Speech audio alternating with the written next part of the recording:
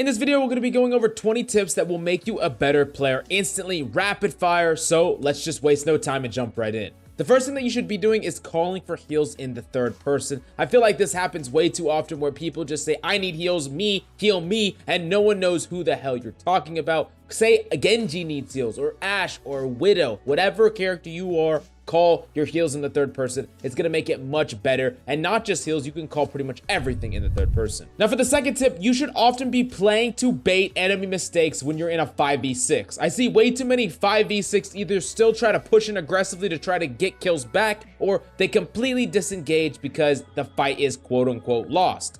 Oftentimes, if you kite back and play passively in a 5v6, enemies will push in aggressively, and the person who gets caught out, you can all focus together, and you can easily get a kill on them and turn a fight where you got picked first. Now, oftentimes, I can easily tell what rank a player is by their movement. So the third tip I have to give you is go into a third-person workshop mode and look at how you move, strafing left and right and crouching. Often there's a sweet spot with every character that is going to move your headshot hitbox the furthest from left to right, up and down, making it incredibly difficult to hit. Definitely, I would highly suggest practicing that on your main of choice to master movement. Now for the fourth tip, you gotta go to that GameLeap website if you want to dominate and climb very easily. All joking aside, we got a 21st tip at the end.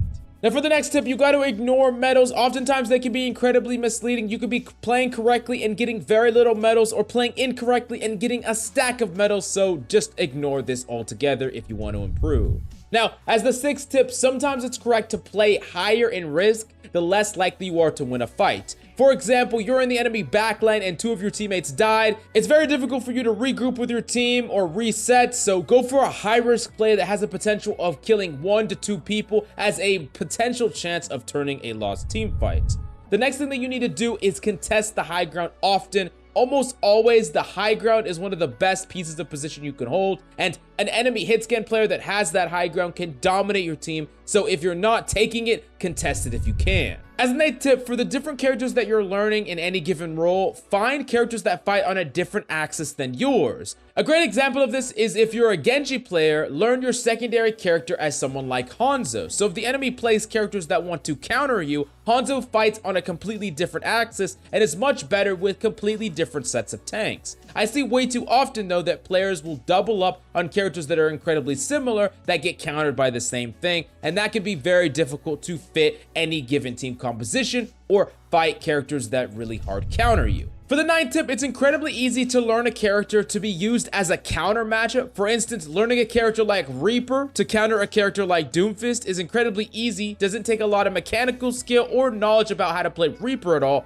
All it takes is disciplined ability usage and constantly being aware of a Doomfist. You can apply this to a lot of different characters to learn a counter matchup so that you could whip it out to counter a character with ease. For the 10th tip, you need to start baiting out abilities and ultimates a lot more with intent, and it's actually pretty easy to do it. All you need to do is know that they have said ability or ultimate by tracking it or knowing it's coming off of cooldown, and then applying pressure. Oftentimes, players will use their abilities or their ultimates when they're under immense pressure, and it's very easy to bait out them if you know they have them. Now for the 11th tip, you need to go for far more consistency in your ultimate use. Use when you're at a parity of number of players or you're ahead, and don't be too greedy. So instead of trying to get that 4-person grab, go for that 2 instead, and don't use that Dragon Blade when you're down 1 or 2 players. Oftentimes, getting consistent ultimate value throughout the course of all your games is going to let you climb far more. For the next tip, if you already have your ult, poking is completely useless if you have no chance to kill. A great example that I see incredibly often is a Genji that already has Blade, pokes the enemy team down at the choke with no chance to get a kill, giving the enemy Zen just enough ult charge to farm off of healing his allies to get the counter ultimate for the Blade. Pretty dumb if you ask me. Now speaking of which, the 13th tip I have for you is to learn to track your counter ultimate. If you're a player like a Genji, being able to know or adequately track the enemy Zenyatta's ultimate status can help you either Blade really early into a fight and kill before he has it, or know later on where he's already gotten it. A great way to actually do this is when you are playing in a game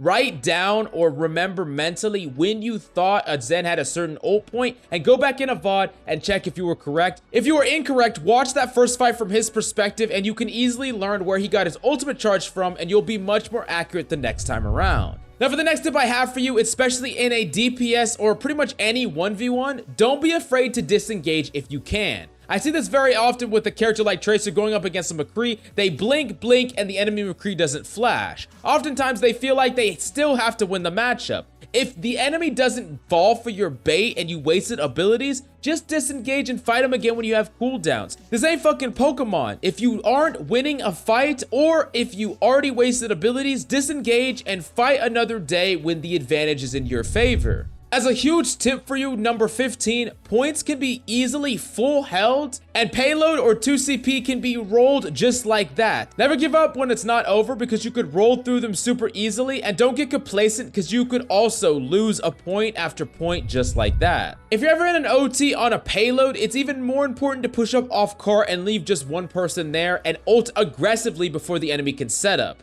You never want to give the enemy any real fights, because having to fight on the payload is a huge disadvantage, not to mention they can ult dump areas that you have to connect with.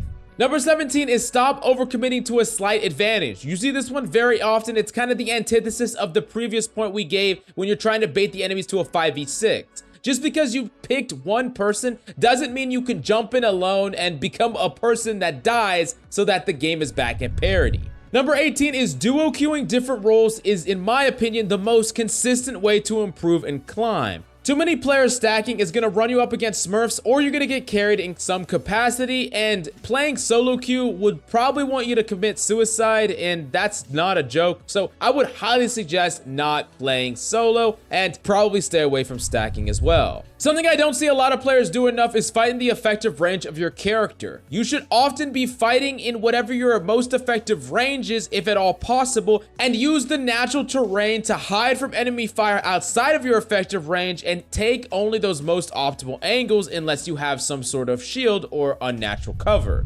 Number 20 is play off the cycles of your cooldowns or ultimates. This is a big one for characters like Doomfist, of course, but you could do this off of any character. Many times players want to force something to happen when the correct play is just grind your ultimate at a more effective rate than the enemy and gain your ult to play off of it. Remember, efficiency is king. Now, the 21st tip, or the 20th tip that I have for you, is actually to test your evaluation of enemy players by making a presumption about them after the first couple of fights. How good they are, how they're going to act, and take that data into your next engagement with them. If you evaluate an enemy to be very bad, or maybe prematurely do something like prematurely sleep or prematurely flash, turn that into an actionable play that can give you advantage over the course of the game. I hope you learned something. If you did, definitely smash that like, subscribe. Go to that GameLeap website down below to support the channel. But I hope you have a blessed day, and I'll see you next time.